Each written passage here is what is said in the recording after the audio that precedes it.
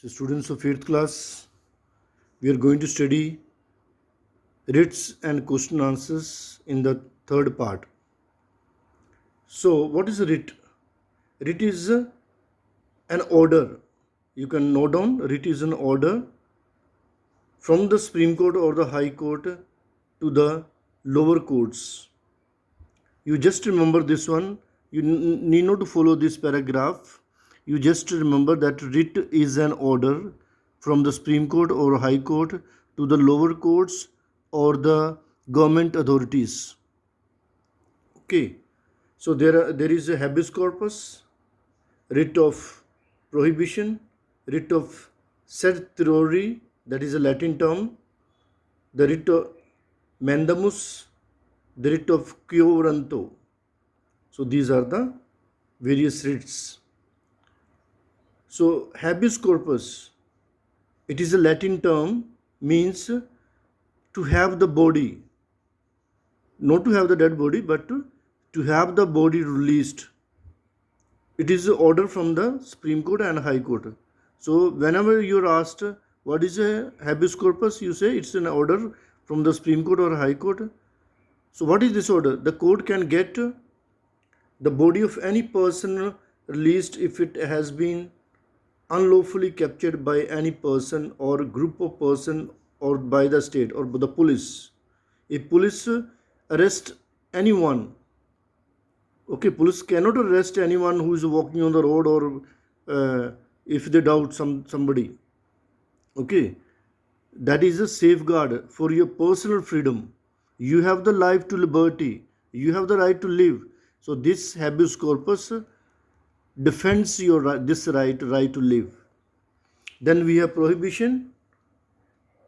Okay, the Supreme Court or the High Court orders to an inferior court to stop proceeding in a case which it in the opinion of higher court might be beyond their jurisdiction. That means it is not in their power to judge a particular case. So the Supreme Court and High Court can ask them to stop the proceeding. That is what it's written here, to stop the proceeding. Remember this one line, underline line.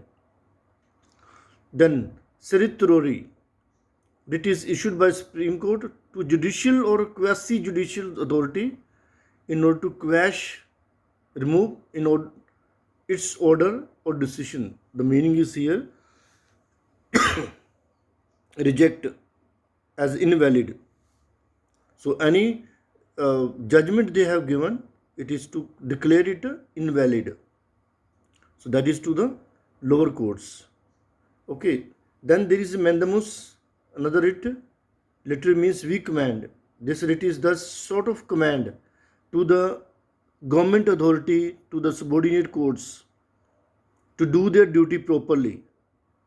Okay, if the government had promised during the election to do something, so the Supreme Court can ask the government to do and fulfill the task they had been told.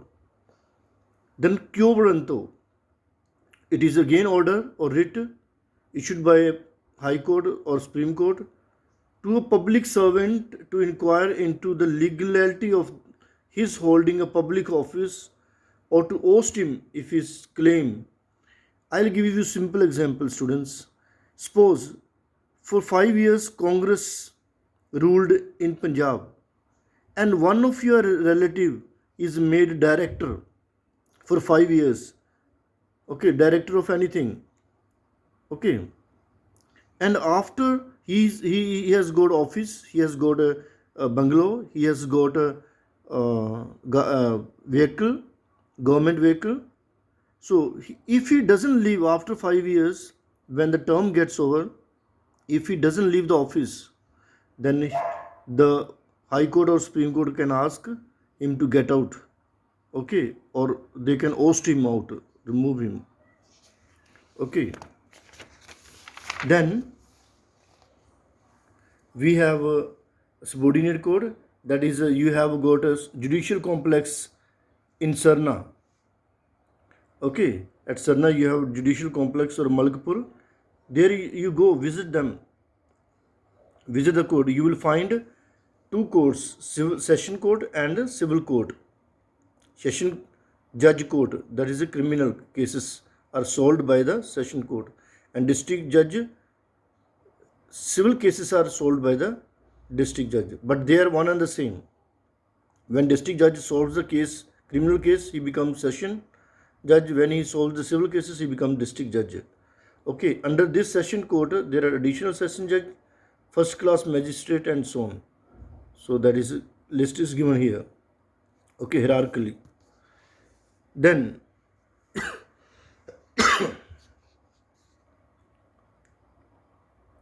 the administration of justice is conducted by two types of courts, civil and criminal. The civil courts are those which decide cases pertaining to money, contracts, laws, etc. Okay. So when the district judge deals with criminal cases, he is known as the session judge, as I told you. Then we have Lok Adalat, very cheap and quick justice given to the poor people. Lok Adalat means people's court. The Lok Adalat is a voluntary forum which settles disputes between the conflict groups. These Lok Adalats have proved very effective in providing speedy justice to people. So they provide justice without much expenses. That means the justice very cheap. There is a compromise made between the two parties. They provide justice without much expenses. The first Lok Adalat were organized in Gujarat.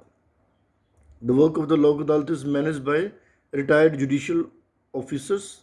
The disputing parties are encouraged to settle their dispute amicably, friendly, through dialogue. Free legal aid is given to people who cannot afford to engage lawyers. Okay, so this is very good for the poor people. Those entitled to free legal aid include people belonging to scheduled caste, scheduled tribes, women, and children. So this is all from the chapter. In the fourth part, we shall do the exercises.